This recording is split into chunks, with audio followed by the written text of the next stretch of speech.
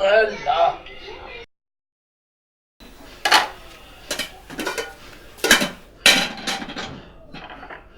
बाबा हे छा चाढ़ियो अथई? सयूं न सयूं मूंखे ॾे त खावां न। न बाबा हे माणे जूं न अम्मा त मरी वई। उहा मूंखे ख़बर आहे पर उन जे खत में जूं न तूं वञ साईंअ खे वठी आ त ख़तमो ॾियारियूं माणे खे। पहिरियां मूंखे ॾे त मां खावां न। अरे बाबा सयूं घणियूं हुन बचंदियूं तूं वञी मुले खे वठी आ। मुलो ईंदो त सभु खाई वेंदो। बाबा देगड़ो भरियल आहे तूं वञी साईंअ खे वठी आ। मुला देग खाई वेंदा आहिनि त नंढड़ो देगड़ो आहे। उथी वञ वञा थो बि थो तो बता साल अड़गो अच वे तूं वेह त मां सयूं खणी अचां थो। वे वे वे वे वे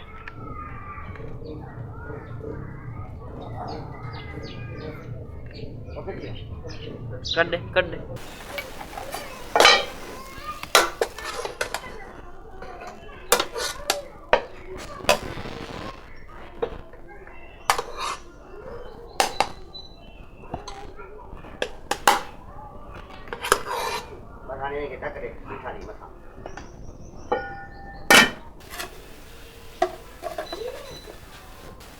बाबा जी मुलो आयो थे वञी ख़त्मो ॾियारीसि।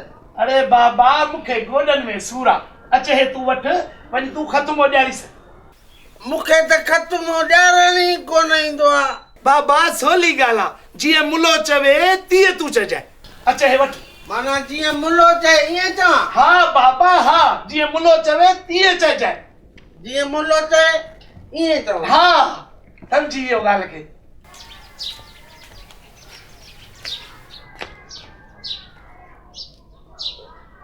अचे साईं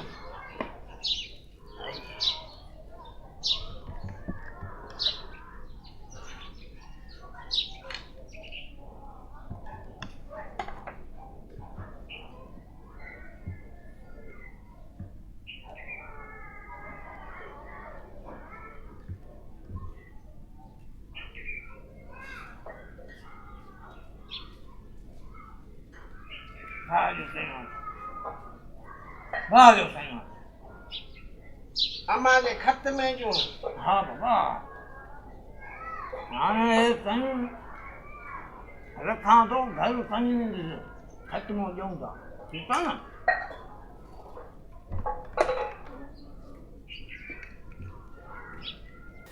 बाबा दुआ कयूं? हाँ बिस्मिल्लाह। बाबा सोलो थी उघाड़ो थो थी जीअं मुलो चवे तीअं तूं चइजांइ।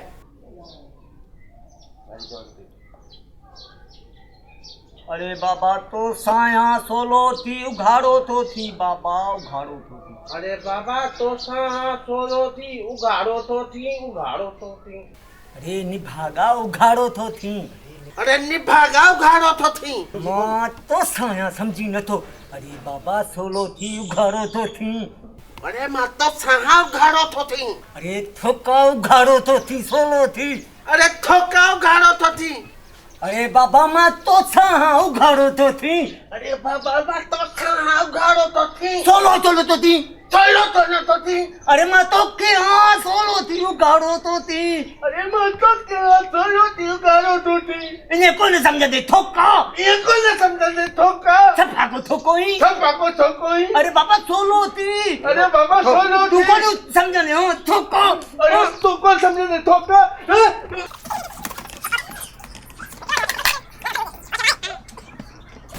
इन्हें भगवत सॼो ख़त्म हो तो कौन समझे? अरे हथ कट। अरे हथ कट। अरे बस ख़त्म पूरो थियो। ख़त्म पूरो।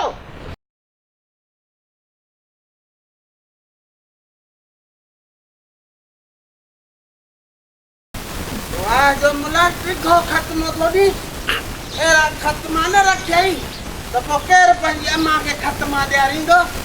अरे वो बाबा तो कई तहां जड़ा जाल लगे जा खत्मा मिला ने मुझा ला है पूरा मुझा ला असा जा ला निकता ही ना ये डॉक्टर का खत्मा थिया तो पोइ सयूं असां पाण खाई छॾियूं न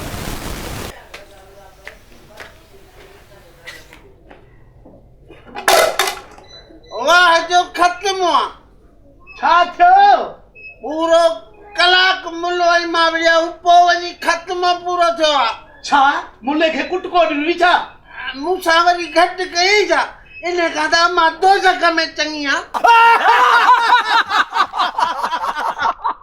खिल तो हो जाई खैर असांजो कमु आहे तव्हांखे खिलाइणु तव्हांजो कमु आहे सब्सक्राइब करणु लाइक करणु ऐं शेयर करणु